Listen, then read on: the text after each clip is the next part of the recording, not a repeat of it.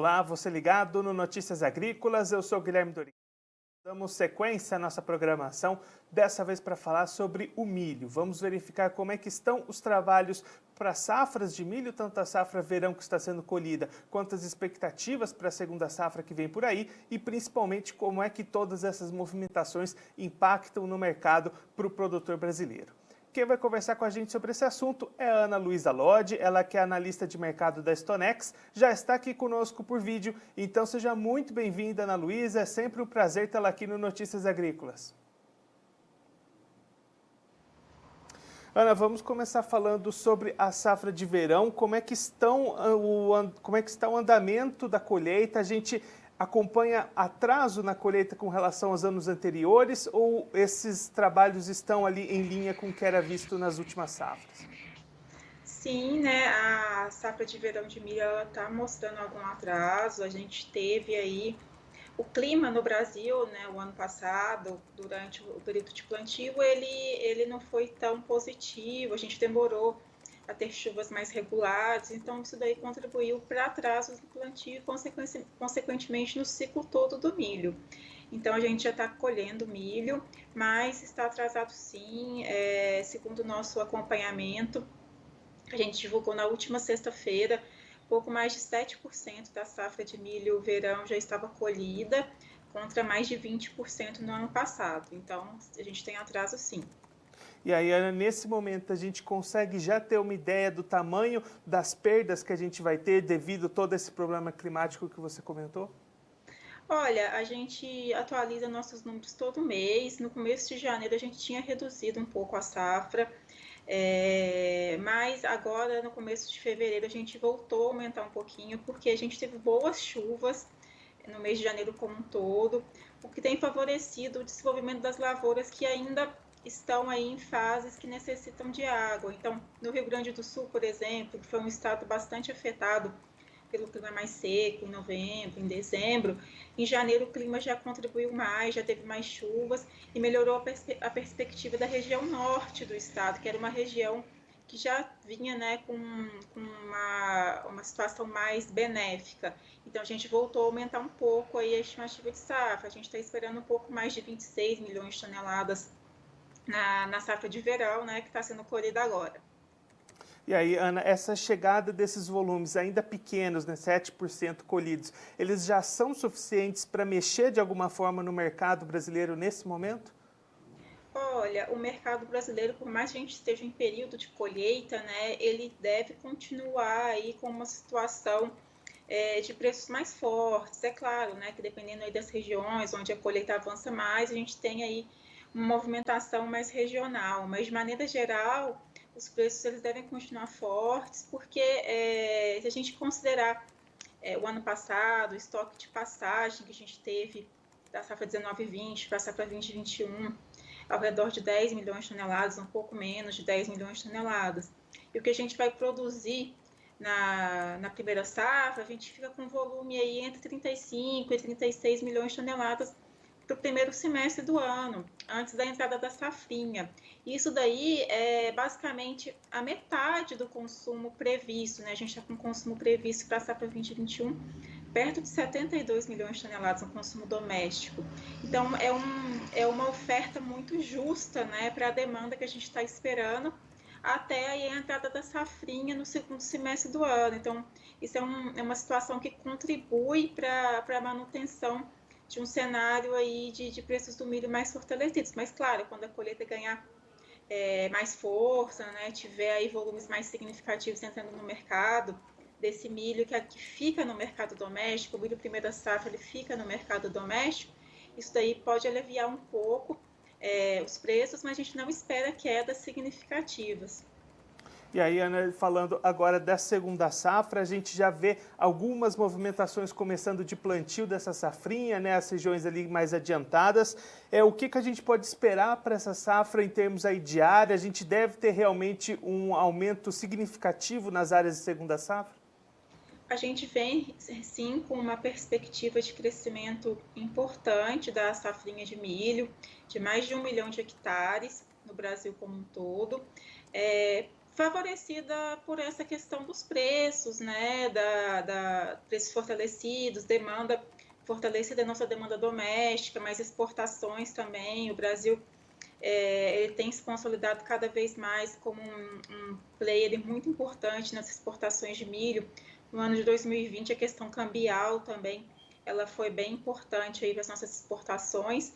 Então, a gente está num cenário positivo aí de preços atrativos que são um incentivo para o produtor plantar, né? Então, a gente vem com uma perspectiva, sim, de aumento de área, de aumento importante de área. É claro que a gente tem que ver o que vai acontecer ao longo do mês de fevereiro também, principalmente na primeira quinzena de março, né? Com questão dos atrasos, a gente deve ter uma parte da safra sendo plantada fora da janela ideal, fora do melhor período aí. Isso daí traz mais risco. A safrinha ela já é mais arriscada, ela já é um ciclo que no Brasil a gente tem chuvas que param aí entre abril e maio, a gente tem uma estação seca muito pronunciada, mas o produtor ele vem com a intenção sim de crescer a área. Claro, a gente tem que ver o que vai acontecer nessas próximas semanas em relação aos atrasos que podem afetar de alguma forma nessa última hora aí a intenção do produtor. E aí, pensando na produção dessa segunda safra, o que a Stonex está projetando, até levando em consideração esse cenário de atraso e de partes dessas lavouras ficando fora da melhor janela? Olha, por enquanto a gente ainda está estimando uma safra recorde, né, para a safrinha aí, o que consequentemente também levaria a um total recorde. Nossa estimativa para a safrinha está acima de 82 milhões de toneladas, mas realmente a gente ainda tem muita coisa que pode acontecer até esse número se confirmar ou não. A expectativa é de crescimento de área, mas mesmo essa área se confirmando, a gente tem que acompanhar o clima nos próximos meses e com os atrasos, né, a gente precisaria de chuvas, de um regime de chuvas até se estendendo um pouco mais para garantir melhores produtividades. Então, tem muita coisa que ainda pode acontecer, mas por enquanto a gente está mantendo a perspectiva de recorde. E aí, com esse atraso nos trabalhos de plantio, também vai ter uma colheita mais tardia dessa safrinha e essa entrada de volumes mais tarde. Quando é que esse volume de safrinha deve chegar no mercado brasileiro e aí a gente ter uma pressão maior nessas cotações? Olha, a gente geralmente é a partir do segundo semestre mesmo. Quando a gente não tem atrasos como esse ano, a gente já tem colheita em algumas regiões aí, colheitas de áreas menores, né? Final de maio, junho, a gente já tem alguma colheita. Como a gente teve atrasos, a colheita deve começar a ganhar força em julho, principalmente agosto aí desse ano.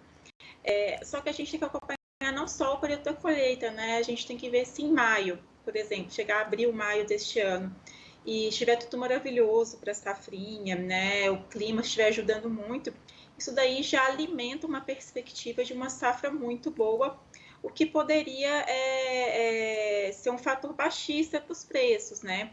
Mas a gente tem que considerar, mesmo no período de entrada de safra, no período da colheita da safrinha, que é quando entra um grande volume de milho no mercado brasileiro, a gente tem que acompanhar outros fatores, né? A comercialização do milho, ela tá mais adiantada, o produtor ele aproveitou aí e fez negócios mais antecipados de forma mais expressiva. Então, por mais que chegando lá no segundo semestre, quando entrar uma safra, se entrar uma safra recorde, por exemplo, se confirmar, não é toda essa safra que vai estar disponível, né? A gente já tem uma parte grande negociada. Então, tem vários fatores que precisam ser acompanhados, como vai estar o câmbio, porque, querendo ou não, as nossas exportações, elas são centradas no produto da safrinha. Então, dependendo de como tiver aí o ritmo de exportação também. Então, são vários fatores, sim, que tem que ser acompanhados, não só a entrada da safrinha, né? A gente viu em 2020 que mesmo com a safrinha, foi uma safrinha recorde, entrando no mercado, os preços do milho não cederam, né? Porque tem todos esses fatores. Então, a gente precisa acompanhar mesmo o que vai acontecer, não é só o aumento da oferta, né? O mercado de milho nos últimos anos, ele tem mudado a sua dinâmica, né? Com comercialização mais antecipada, com consumo doméstico bem fortalecido, com a questão do etanol de milho, principalmente no Mato Grosso. Então, a gente tem que realmente acompanhar vários fatores além mesmo do quanto vai ser produzido. Justamente essa questão das vendas antecipadas era o próximo ponto que eu queria detalhar um pouquinho melhor. É uma safra que já nem começou direito o plantio, ela já está mais da metade vendida em alguns estados, no Mato Grosso já bastante adiantado. O que isso impacta na dinâmica de mercado? A gente deve ter uma modificação nesse cenário de comercialização? Assim, a gente via alguns anos atrás, né? Claro, alguns estados sempre tiveram uma comercialização um pouco mais antecipada, Mato Grosso aí, que é o principal produtor, mas a gente via aí no anos anteriores, né, que não acontecia tanto isso, a comercialização antes da colheita, antes realmente aí, de se ter o produto, ela era mais baixa, então isso daí é uma coisa que é uma característica que contribuía para aquele movimento que a gente via logo que entrava na safrinha no mercado, lá por volta de agosto, de preços extremamente baixos, né, de milho, preços muito pressionados, inclusive levando a Conab a intervir no mercado. Então, a gente está realmente vendo o mercado de milho mudar, com os consumidores precisando se planejar com maior antecedência, porque a comercialização ela está acontecendo de forma aí mais antecipada. E aí, Ana, só para a gente encerrar, já existem movimentações também para venda de outras safras, né? Safra 21-22 já sendo negociada. Essas oportunidades são favoráveis para o produtor nesse momento, essas oportunidades de vendas futuras?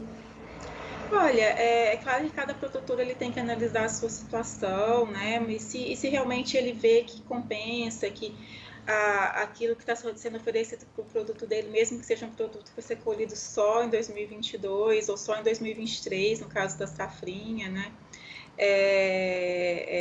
Desculpa, só em 2022, no caso da safrinha, a safra 21-22.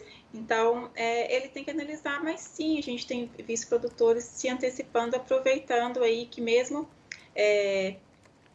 para um período aí mais distante, estão sendo oferecidos preços que ele considera atrativo. Ana, muito obrigado pela sua participação, por ajudar a gente a compreender melhor todo esse cenário para o mercado do milho aqui no Brasil. Se você quiser deixar mais algum recado ou uma mensagem final para aquele produtor que está acompanhando a gente, pode ficar à vontade.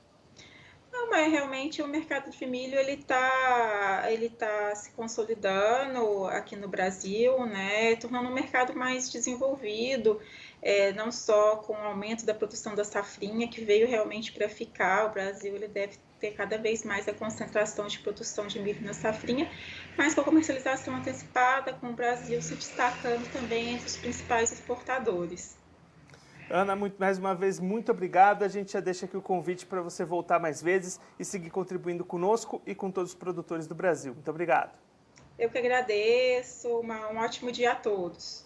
Essa é a Ana Luísa Lodge, ela que é analista de mercado da Stonex, conversou com a gente para conversar um pouquinho como é que estão as safras de milho, as lavouras da safra verão que estão sendo colhidas, também as expectativas para o plantio da segunda safra e como é que tudo isso impacta no mercado nacional do cereal. Ana Luísa destacando que os números da Stonex apontam 7% das áreas de milho verão colhidas até a última sexta-feira, quando nesse mesmo período do ano passado esse índice já era de 20%. Então, um atraso bastante significativo. Isso retarda a entrada desses volumes no mercado nacional, o que mantém as cotações bastante elevadas, o que deve seguir mesmo com o avanço desses trabalhos de colheita. Ana Luísa destacando que vários outros fatores permanecem para sustentar essas cotações do milho aqui no Brasil. A partir do segundo semestre, quando a segunda safra entrar, a expectativa da Stonex é de mais de 1 milhão de hectares a mais de plantio da segunda safra do que no ano passado, também uma produção recorde acima das 82 milhões de toneladas, o que daria também uma produção total de milho nesse ciclo 2021 recorde para o Brasil. As expectativas é que esses volumes de safrinha entrem a partir de julho, agosto, ganhando força essa colheita, e aí a gente possa ter algum movimento de queda nos preços, mas ainda assim muitos fatores sustentando essas cotações e principalmente uma questão de que muitos volumes dessa safra já negociados. Então, quando essa safrinha entrar no mercado, não vai ser tudo que vai estar disponível, muita coisa já vai ter sido negociada. Então, quem precisa comprar milho, aquele produtor de proteínas, produtor de ração, precisa se cada vez mais antecipar, se planejar, comprar com antecedência para fugir desses preços altos que a gente vem acompanhando nos últimos tempos no mercado de milho aqui no Brasil. Bom, eu fico por aqui, mas a nossa programação continua, então fique ligado no Notícias Agrícolas.